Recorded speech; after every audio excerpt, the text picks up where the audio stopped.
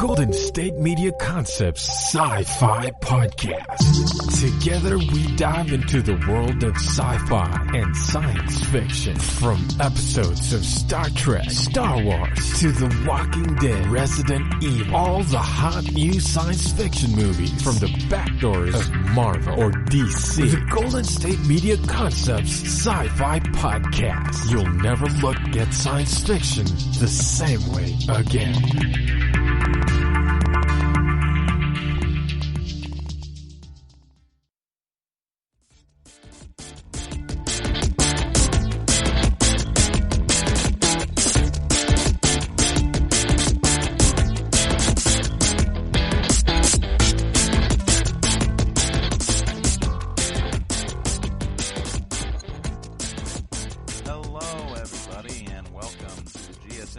SciFi Podcast, brought to you by the GSMC Podcast Network. My name is Keith. I am your host for, the foreseeable future for this podcast, I guess. I don't know how many episodes they have posting a week, but I think there's 2 or 3 other hosts on this podcast. They're both pretty great. I've listened to one of them, so definitely check out the other episodes. But this particular episode, it's a Sunday, so I hope that everybody man, tongue twisters. I hope that everybody who's tuning in knows what we're talking about. It's Sunday, so it's Hyperion Day. I think I need to come up with I need to come up with a better intro, maybe some theme music. I'll write a little ditty so that everybody can know that it's Hyperion Day. But you might be asking yourselves, wait, I thought we finished Hyperion. Well, you did, but we have another 2 books to get through, which is super exciting. So technically we're not in Hyperion anymore. Neither of the books in this particular or part of the series are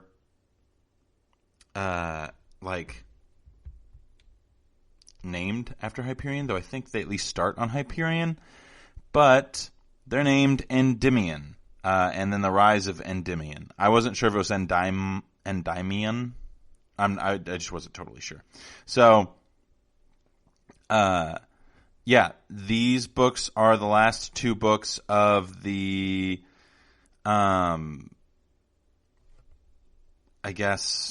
series on Hyperion.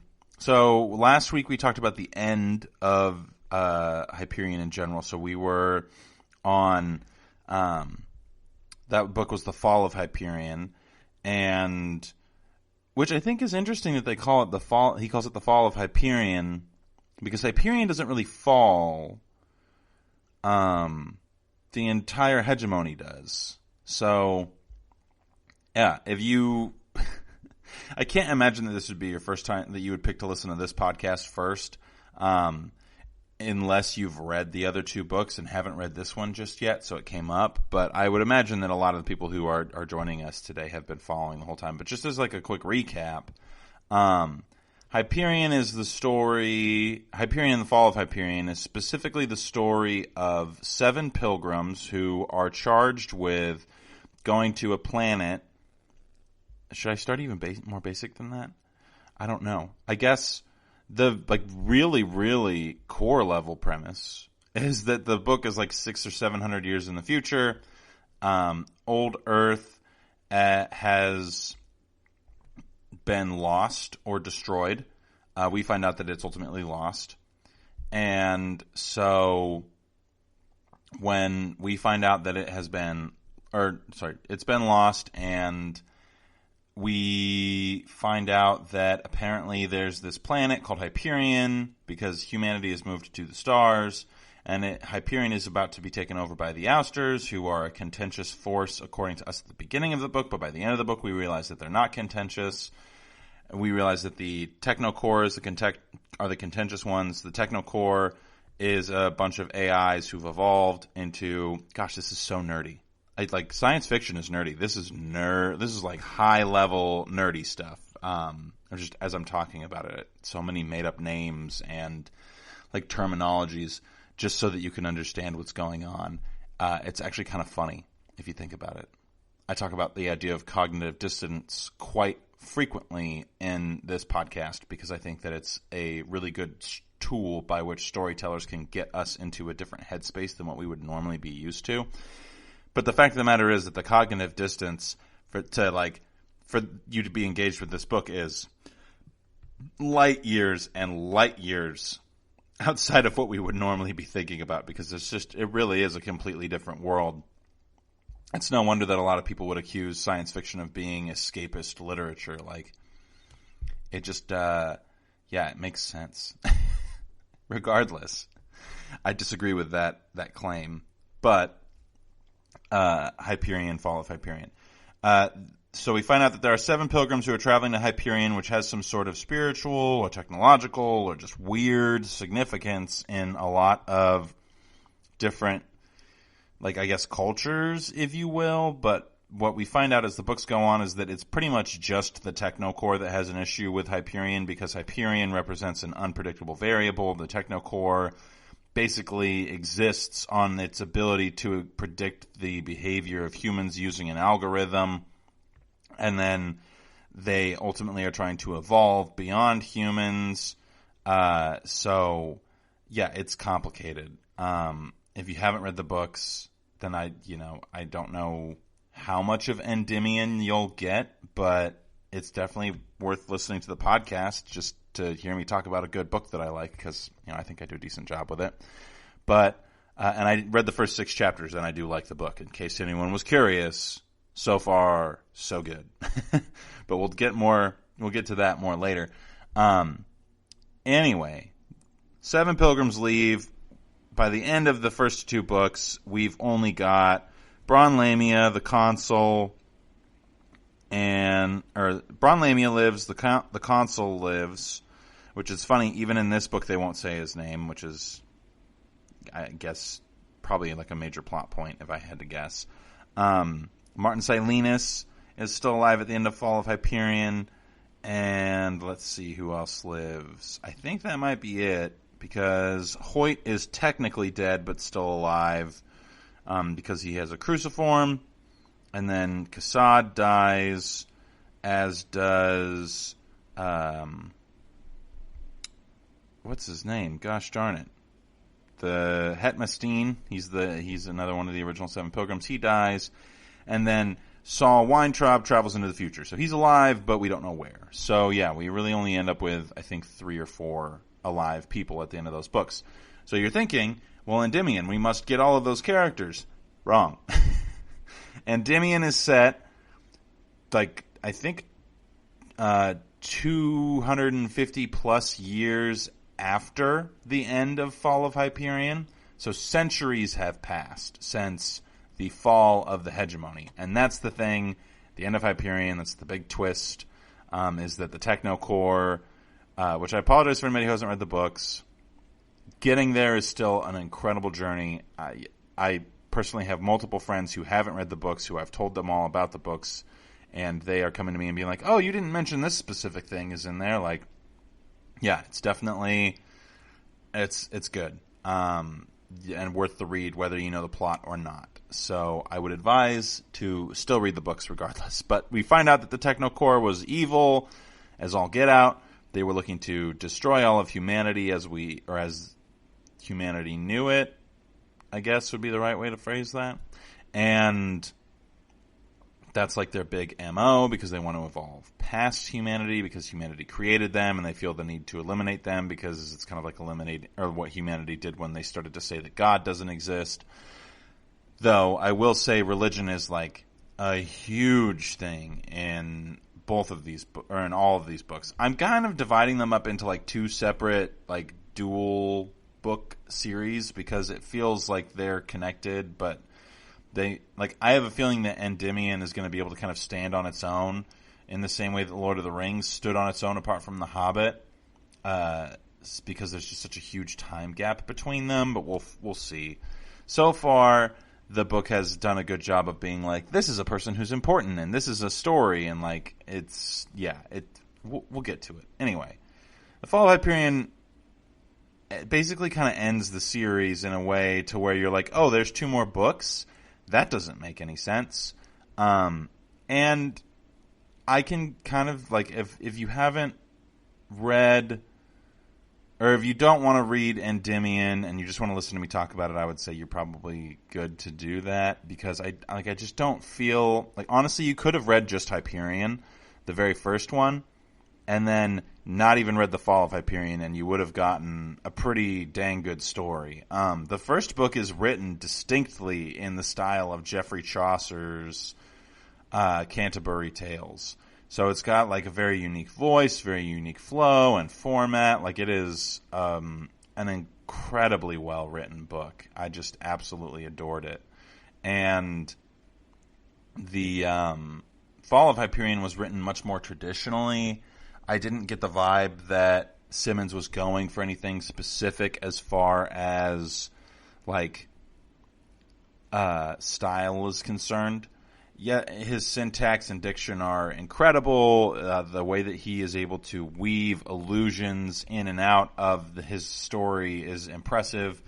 The person who is reading the book, now mentioned to me, like, oh, you didn't tell me that the tree that they flew in on is called the Yggdrasil. And I was like, oh yeah, I forgot about that. Mythology and religion are everywhere in these books. Even Endymion is named after a Greek myth. Which is not a surprise. John Keats was all about Greek myths, and another thing that these books are based off of, very loosely, are the Hyperion cantos by John Keats, who is also a prominent figure in this particular future. He is established as being the personality that is going to serve as the John the Baptist for the final quote-unquote iteration, or one of the final iterations of humanity. His presence in this future timeline in some capacity is part of what is a big part of what saves humanity from their demise ultimately, which is interesting because the Technocore is the one who made him, and so he's the one who prevents the Technocore from doing what the Technocore wanted to do. So I find that to be really interesting, because he represents an unpredictable variable in some capacities as well. Like, I could almost do a reflection podcast based simply on, like just simply on, like, all the things in Hyperion that are kind of unresolved that don't get explicitly talked about in the books. The fact that the Keats persona was created by the Technocore, and he ultimately is the one who thwarts their plans by informing Maynard Gladstone of the fact that the Technocore has this weapon that they were going to use. Also, it's crazy to me that it's almost never addressed as to why the Technocore didn't just kill all of humanity with their death bomb that they had said that they had. By the way, if you didn't read the books, death bomb, just to reiterate, or just to refresh, is the same as a death wand. Death wands and death bombs in this particular series, they kill based off of, like, genetic, as well as, like, life frequency markers, I guess is the way to phrase it. It's instantaneous, supposedly painless, though I can't, there's nothing in the book that really attests or can attest to that for sure. But among other things, there's a curiosity on my part about, like, how is the Shrike tree real? If Hetmestine was supposed to fly it, and if it is real, where is it? Because there's specific mention of the fact that the Shrike tree is supposed to be the same as the World Tree, which is a giant spaceship that flies around in space that's made of a tree. And Hetmestine is the voice of the tree. Also, are we not going to talk about how that sounds kind of like the Lorax? Yeah, there's just a lot. I've said that a bunch of times throughout these podcasts. So, yeah, I guess I could do a whole episode on that. And maybe I will. Or maybe we'll get started on Endymion. Not totally sure yet. But you guys will have to wait until after a commercial break. I'm just kidding, no. I mean, we are going to do a commercial break in a second here, but we're definitely just going to be talking about Endymion and the first 6 chapters of it, which were great, and I'm super excited about. And we will talk about those things after this commercial break.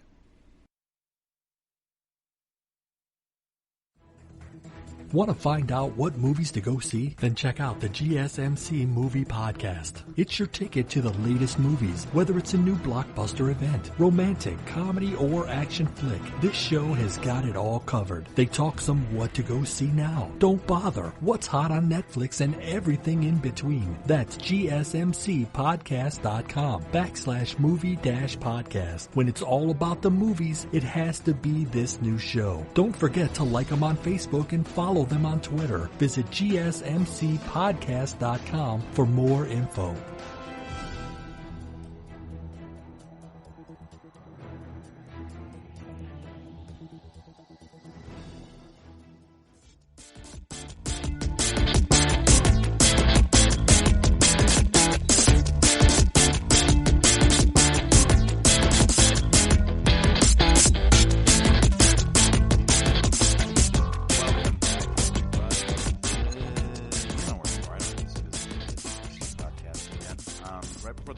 I was just kind of waxing poetically about how much I love Hyperion and The Fall of Hyperion, the novels, and now we're going to get into Endymion, which are the last two books of the series. The first one's called Endymion, the second one is called The Rise of Endymion, which I guess is funny because it's the fall and then the rise. There's a whole bunch of symbolism just in the title of this book that I will probably use to conjecture about, what the book is actually about. But we'll kind of get to that a little bit later in the podcast. I first want to start out with just kind of like a general summary of where we're at, because this book is set 250 years in the future past the end of Fall of Hyperion. So things have changed pretty dramatically from the beginning of the books, because at the beginning of Hyperion, the series, we have this like quasi-utopian, super affluent, there's a specific word for like luxuriously rich, just over-the-top wealthy society that is afforded like every ease in transportation and existence, as if you're in the upper class, of course. Available to individuals. They have Farcaster portals, which are basically just like instantaneous travel across thousands and thousands of light years of space. So you could like move away from your family and instead of it being like a 5-year journey back through space, it's a 2-hour drive to the nearest Farcaster, and then or fly rather, because they don't have cars that go on the ground. All of their vehicles fly, but it's like a 2-hour drive to the nearest Farcaster, and then you just jump in the Farcaster, and then however far away from the Farcaster your family is, you get to go see them. So pretty ridiculous. There's even a river that is basically it's a river that flows through 2 Farcaster portals in the middle of nowhere. And that's just a really funny thought to me, because they're basically transporting like water from one place to another, and it's like, yeah, it's it's just a sign of opulence, which is the word I was trying to think of earlier. It's just a symbolism of opulence in like the grand scheme of things, though. It is mentioned specifically in the first 6 chapters of this book, so I have a feeling that there was something bigger going on with that than just a river that flows through 2 Farcaster portals. But that's not necessarily the important part, though I do think it's interesting that the river flows and the motion still is sustained as it leaves the portal. So when it leaves the portal, it's not as if it's like still. It's like the state at which the thing was traveling is the state at which it exits the portal. So like if you dove through a portal, you would come out the other side as of like diving, which I think is interesting. Yeah, Simmons doesn't do a lot of explaining as far as like how technology works in these particular novels, which I prefer as far as science fiction is concerned. Oftentimes when novelists will try to explain things too much or how things work too deeply, then it just becomes this like slog of trying to get through all this technical jargon that ultimately doesn't have anything to do with the novel overall. The only thing that Simmons makes a mention of, as far as like what is technologically like necessitates an explanation, is kind of the data sphere. So that's something that we get to kind of like try to hash out a meaning or understanding of. So that can be, or that's something that Simmons takes a little bit of time to describe to us. So that's just maybe important to take note of. But Endymion is the name of the book. It's also the name of the main character, who we are introduced pretty quickly. The beginning of the book actually sounds like he's talking to you about what the book is going to be about, and how he's basically saying, like, this is my journey, and I'm going to be your narrator in some capacities, which I think is interesting, because it wasn't really clear who the narrator was in Hyperion. It could have been John Keats. It could have been M. Severin. Could have been Silenus. Either way, we get introduced to our narrator like right off the bat for this particular book, and he starts us off with like the story of how he ended up where he's gonna be, which I think is really interesting, because it's kind of like one of those Quentin Tarantino movies where you're like, oh, this is the end, and how did we get here? And then Simmons just drops this bomb on us of like, oh yeah, it's 250 years past when the fall of Hyperion was. And you're kind of like, whoa, hold the phone, buddy. You just skipped 250 years? What happened to everyone? And Simmons just like haphazardly is like, oh, they're dead. You're not even like, tell us how? No. So, yeah, we find out pretty quickly that there are really not any of the original Pilgrims left. If I had to guess, DeRay and Hoyt are still around. Because it's 250 years in the future, and there's this weird, like, there's a lack of communication throughout the hegemony, we, as readers, have a ton of knowledge of what goes on in this universe, and it seems like almost nobody else does. Because on Hyperion, this guy is, of course, a shepherd, or not a shepherd, he's a hunting guide, which is kind of like a form of a shepherd. It's kind of like a mutated form of a shepherd. Actually, it's kind of a deranged form of a shepherd. Instead of me guiding the things that I care about to avoid them getting killed, I'm going to guide people to places to kill things that I care about. Because the guy who is a hunting guide, Endymion, the main character, starts off guiding two dudes in a hunting blind for duck hunting. And these are obviously very wealthy men. And what's interesting about this particular novel is, or just about the idea of this in general, is that it's 250 years in the future, but it feels like 500 years before when Hyperion was. And I think that I know that's intentional on Simmons' part, because he loves to play with your perception of time.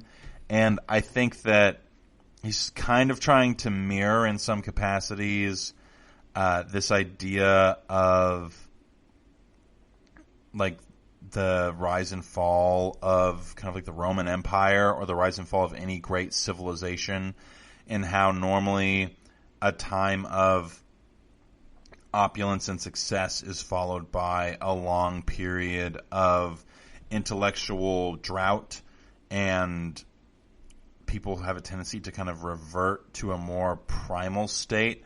And that's absolutely something that's happening on Hyperion, especially with Endymion.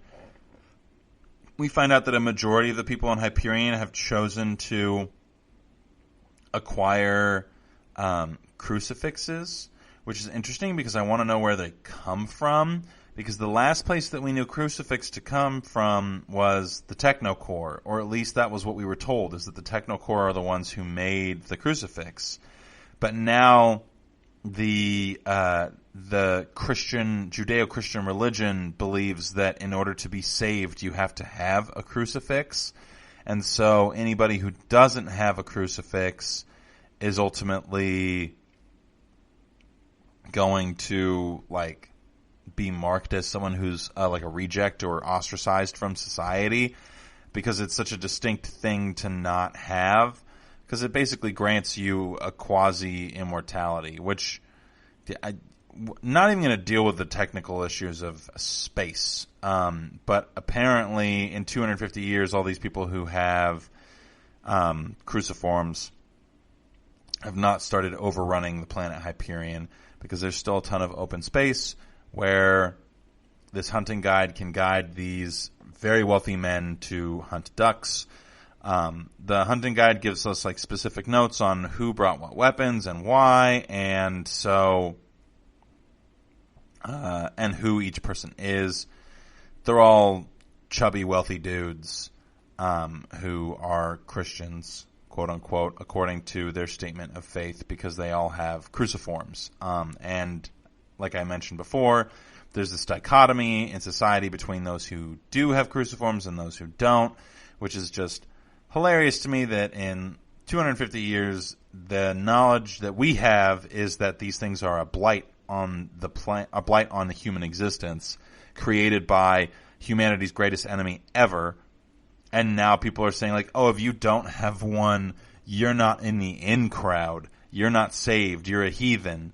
All in 250 years, people, which I think is, I mean, I know, not to use that same exact phrasing of a statement that I did earlier, but I know that Simmons is absolutely intentionally doing this and telling us about this, just because, like, why wouldn't he, for one? But for another, it just, he's trying to mess with your perception of time by being like, hey, this is supposed to be the future, but look how archaically these people are acting. Because one of the things that we learn at the end of Fall of Hyperion is that humanity only is able to save itself because of the future that it builds for itself after being nearly destroyed, and basically being destroyed. When the Farcaster network is destroyed, it separates humanity from like everybody else except for by super long space travel expeditions. And so, like, in my opinion, I wouldn't be surprised at all if a lot of planets that were in the hegemony don't ever again end up seeing visitors from the hegemony. And then if we also remember correctly, at the end of Fall of Hyperion, even communication, instantaneous communication through what was called fat line transmitters, which used some sort of specific frequency that was pretty much instantaneous, even if you were like millions of billions of light years away from the other people that you were trying to talk to. It was pretty much instantaneous. Even that has been revoked from humanity as a resource by supposedly God, because God is the only one who could violate the physics by which that particular methodology or method of communication exists. So it's a big freaking deal that nobody can talk to each other anymore, and that humans are like planet bound to whatever planet it was that they were inhabiting when the hegemony fell.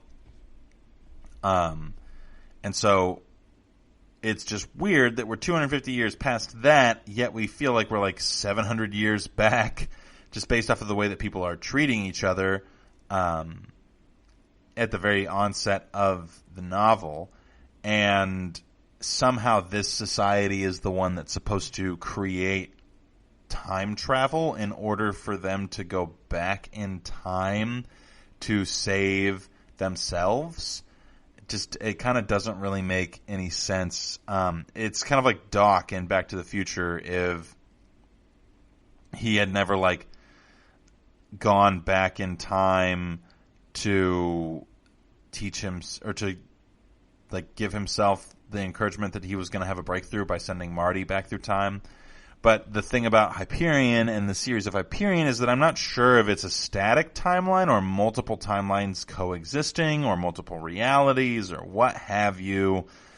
If I had to guess, there's going to be some sort of like multiple reality thing going on here, to where certain realities are contingent on other realities, or you have to make another reality, a different reality happen in order for that potentiality to exist. And once you're in the future, you can look back and see those things happening, because I don't even know. I don't understand how Simmons is going to take what is an incredibly cohesive idea and incorporate time travel into it in a way that doesn't totally break the story, because time travel just has a tendency to kind of fall apart in most capacities. Like almost every time you listen to a video that's about something like a story that has time travel in it, people will be like, oh, and this is where the gap is or the hole is. And it's like the suspension of disbelief expectation is way too substantial for the story. But we'll talk more about that right after this next quick commercial break. Tired of searching the vast jungle of podcasts? Now listen close and hear this out. There's a podcast network that covers just about everything that you've been searching. Hey! The Golden State Media Concepts Podcast Network is here. Nothing less than a podcast bliss with endless hours of podcast coverage. From news, sports, music, fashion, cooking, entertainment, fantasy, football, and so much more. So stop lurking around and go straight out to the Golden State Media Concepts Podcast Network. Guaranteed to fill that podcast itch. Whatever it may be. Visit us at www.gsmcpodcast.com. Follow us on Facebook and Twitter, and download us on iTunes, SoundCloud, and Google Play.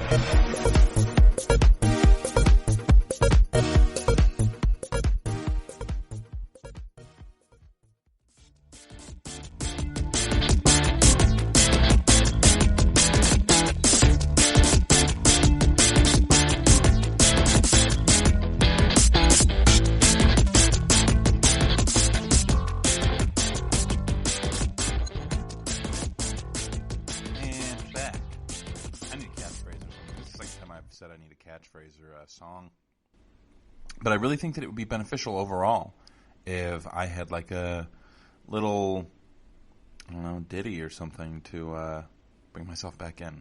I'll practice. We'll have some ideas next Sunday maybe. But right before the break, we were just kind of summarizing what has happened in the first few chapters of Endymion, the third book in the Hyperion series. It has been pretty cool so far. I've thoroughly enjoyed it. We were talking about the first story in the novel of Endymion and how he's a hunting guide, which is kind of a mutated version of a shepherd in some capacity, guiding things or guiding people. And so, though normally shepherds guide herbivores, and in this case, Endymion is guiding predators. So it's just kind of an interesting dichotomy there. But, and again, Endymion is reference to the shepherd who, from Greek mythology, which like I said, we'll go over his stuff and my conjectures about the book towards the end of the podcast. And we'll see if I'm right. So far, I think I was like maybe 2 for 6 for the Hyperion and Fall of Hyperion novels. I did not guess that Rachel Weintraub was nearly as important as she ended up being, and I did not guess that Silenus would live through the tree. I also did not guess that Cassad would actually die. So, definitely had some good guesses and some bad guesses on certain things. But, overall really enjoyed the game, so we're going to do it again. But the first bit that we get to know about Endymion is that he is very, keenly aware of social stratus and social structures in a way that a lot of the other characters from the Hyperion novels previously were not. Because he is kind of a commoner. He's a peasant. He even calls himself that. And that is not really a distinction that we were aware of in any capacity with the Pilgrims. The only mention that we had of income levels was the fact that Cassad had come from virtually nothing and had built his life up, or built himself a life and a career in order to achieve and acquire the things that he desired based off of his ability to fight, his ability to strategize, and things like that. So we have kind of an alternative experience to that from what from what we had in the previous books. If you remember, Silenus came from money. The consul came from money. Braun Lamia came from a political family, therefore from money. Hetmestine was a Templar. Templars don't really seem to have an economic system that dictates social status. I would guess that they're kind of like a commune in some capacities. That was the vibe I got. So came from money / didn't come from money. And then Hoyt and DeRay both are from the church, so money is not necessarily an object because the church is pretty wealthy generally. So the fact that we've got a main character who is like decidedly from the other side of the tracks, yet another differentiating factor between the next two books in this series and the first two books in the series. So not sure how that's going to play out exactly, but I know that it's intentional on the part of Dan Simmons, so I thought it was worth noting. So he is guiding, Endymion is guiding these three gentlemen through the swamp on Hyperion to shoot some mallard ducks. During this escapade, one of the gentlemen who is wielding a laser rifle ends up killing Endymion's dog on accident because the laser rifle is like a really bad weapon for duck hunting, obviously, because it's just a big old laser that shoots off at it's like a laser. It's like basically like a giant lightsaber. And so when he goes to shoot the duck, he of course shoots Endymion's dog and chops its head off, which does not make Endymion very happy. So Endymion assaults the man. And that doesn't go well. Well, it goes well for Endymion. He definitely is pretty upset by the loss of his dog, which I think is interesting because Endymion doesn't really seem like, just the vibe I get off of how Simmons is trying to write him is that he just doesn't really care about anything, which I find to be interesting. He's just kind of he feels nomadic and wandering at first, like very much like angsty, not necessarily teenager, just kind of like, honestly, kind of like how the consul felt when the consul told his story of, the consul's grandfather, I guess would be the best way to phrase it. How he told the consul's grandfather's story. Now, I will say there's some things that come up later on. We'll talk about that in the last segment when we go through predictions. Anyway, Endymion then goes back to wherever he's supposed to go, like the guide house or whatever, and the dude who he beat up for killing his dog comes in with a big old flechette gun and tries to kill Endymion. Endymion ends up turning the weapon on him and killing him, but this guy has a cruciform, which is like the first time that we realize that that's a thing in this world. And so when he comes to, they decide that that he ends up pressing charges. Everybody testifies against Endymion, and Endymion is sentenced to death by death wand. But instead of dying when he is put up for execution, he ends up living.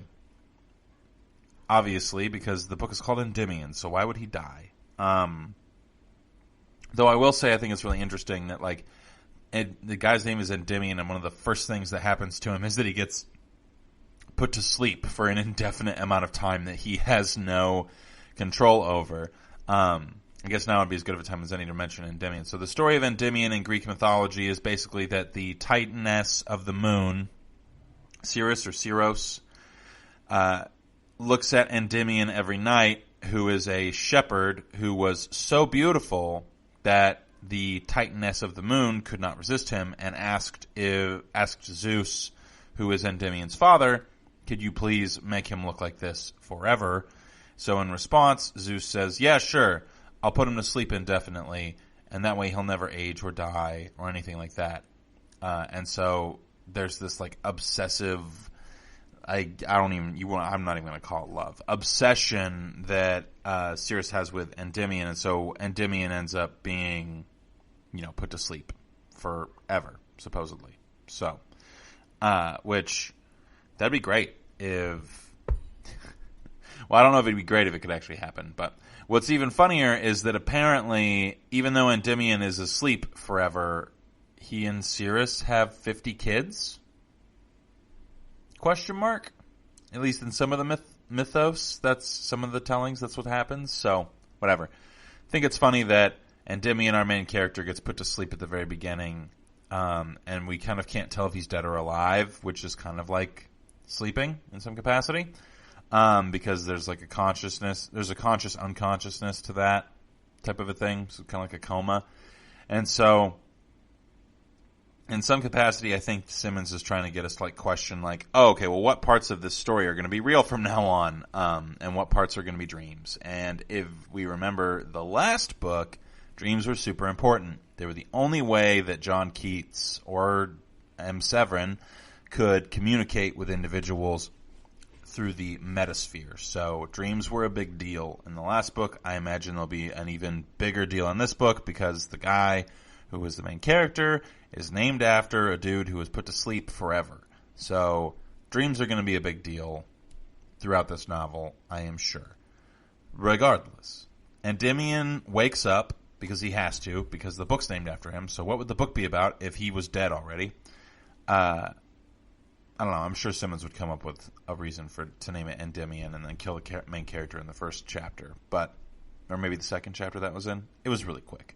So Endymion wakes up in this house in the middle of nowhere, and he goes into this room, and he meets this old dude, and the old dude is described as having a satyr-like demeanor, so you guessed it, it's Martin Silenus, who is now like 700 or 800 years old, because this is 250 years after the fall of Hyperion, and Silenus was already like 300 or 400 years old in the fall of Hyperion.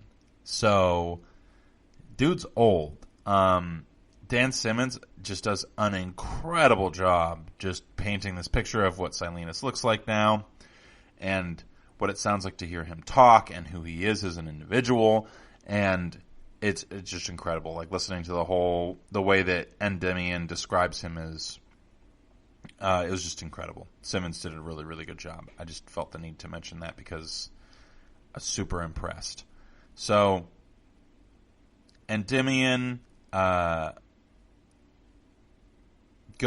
brought to Silenus, and Silenus says, "Hey, I've got a thing for you to do."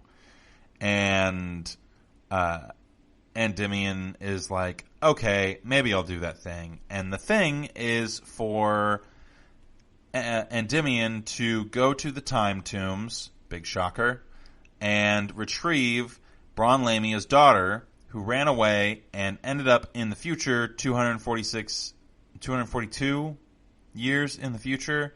She was 12 when she ran away, which is where I'm getting the 250 years old number, or 250 years post number, just so you guys know, because you might be like, oh, how old is she? How are you getting? Anyway, apparently all of the time tombs have been closed by the new governing force, which has kind of like existed in some capacity in like smaller bits and pieces than the hegemony originally. That seems like there is kind of a unifying governance of some sort, or just a nickname for planetary forces from miscellaneous planets, because there is definitely like a federalized type military force and a federalized governance over Hyperion for sure. And then there's like 2 chapters where we're in ouster space, and those have like seems to me that those also have a pretty formalized like system as far as governance is concerned. And the Vatican is still a large governance as well. Church and religion seem to be very big, especially like the Judeo-Christian religions seem to be a very big deal as of right now in this book. especially because of the cruciforms and the fact that you have got to have one. Even the members of the Vatican have started to get cruciforms, which I think is interesting because Hoyt and DeRay would both probably have said that the cruciform was a curse, and now everyone in the and if we remember correctly, DeRay was the Pope at some point, so now everyone has them. So I'm wondering if there's different Vaticans, or if they grossly misinterpreted DeRay's reviews. You know, DeRay was on Yelp and he was like, 1 star, this thing kills your brain. And everyone else was like, nah, immortality. Not totally sure exactly how this is how that is gonna hash itself out. But regardless, Silenus asks Endymion if Endymion could please go to the time tombs at the time at which Bron Lamia's daughter will return from them, and then retrieve her and bring her to him so that she can say goodbye to him so that he can finally die, because he's been waiting to get to see her again. So we're going to finish off summarizing these chapters and talk about some of the predictions that I have for the rest of the book right after this last commercial break. Watching TV has changed over time. Streaming has become the new norm. That's why Golden State Media Concepts television podcast dives headfirst to the world of cord cutting. Want to be on the loop of what's hot in Netflix? Or if it's not a preference, what about original shows in Hulu? We've got you covered. Join us as we fill in the blank and talk about movies to stream and what show you should be binging. This is the Golden State Media Concepts television podcast.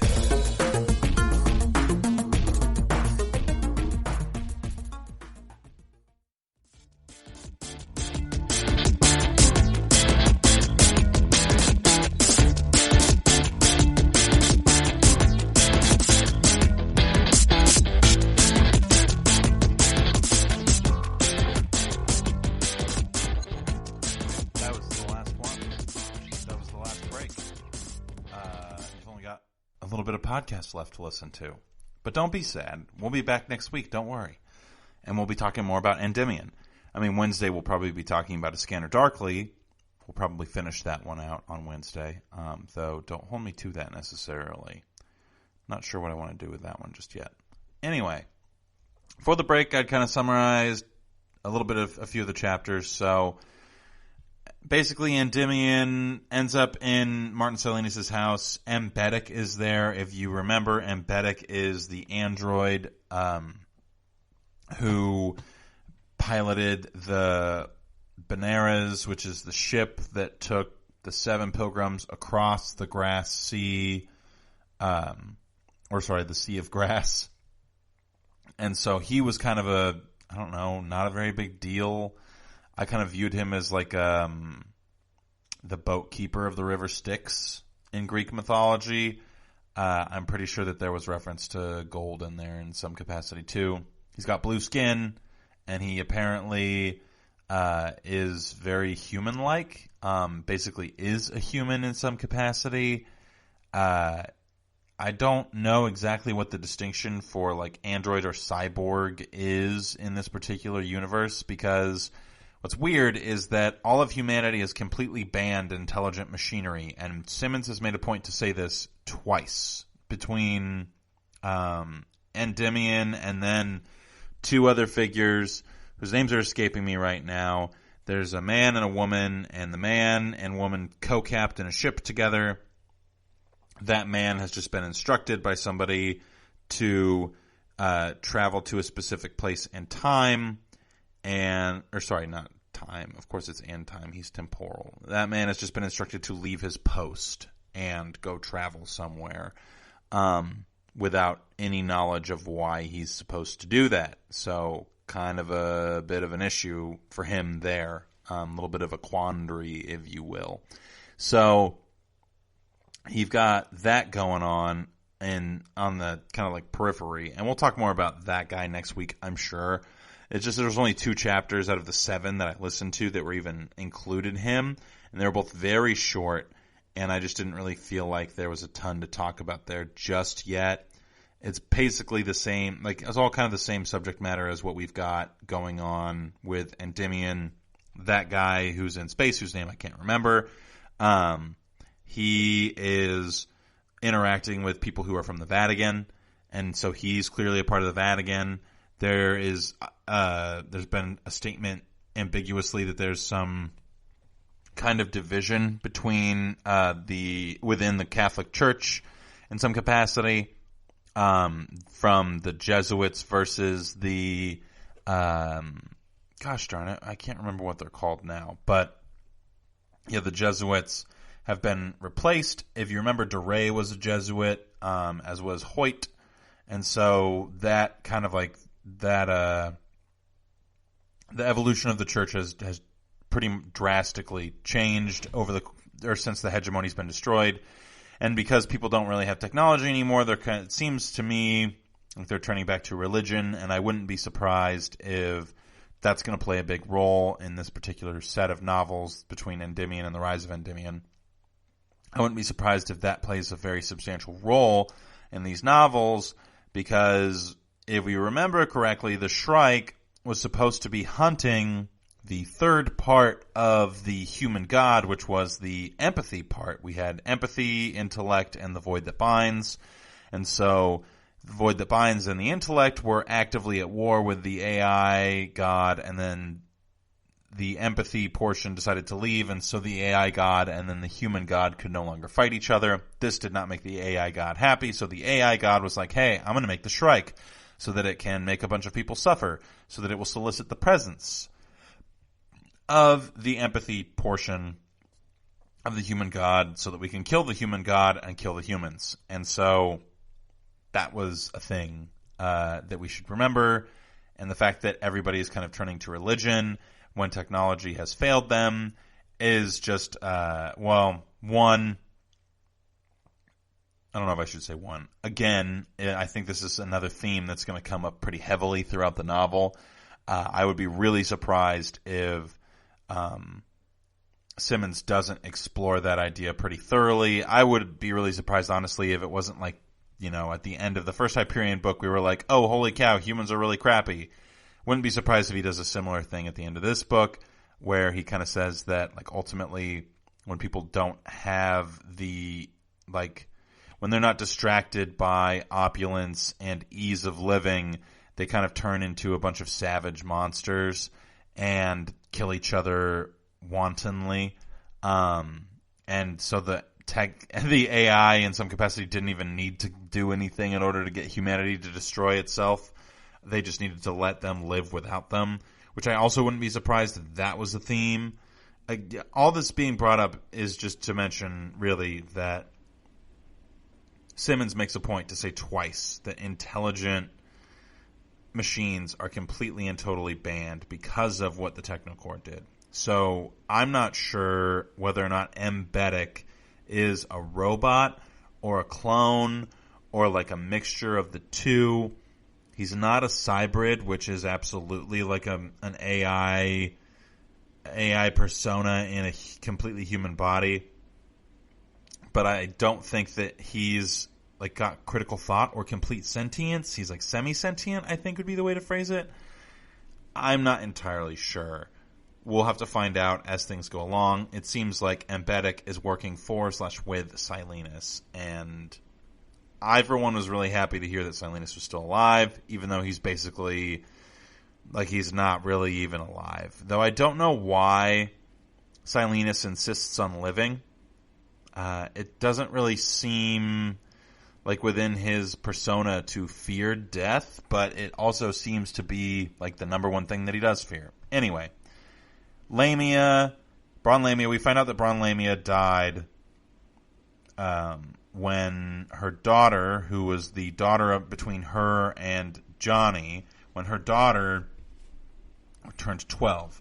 Her daughter is prophesied to be known as the one who teaches.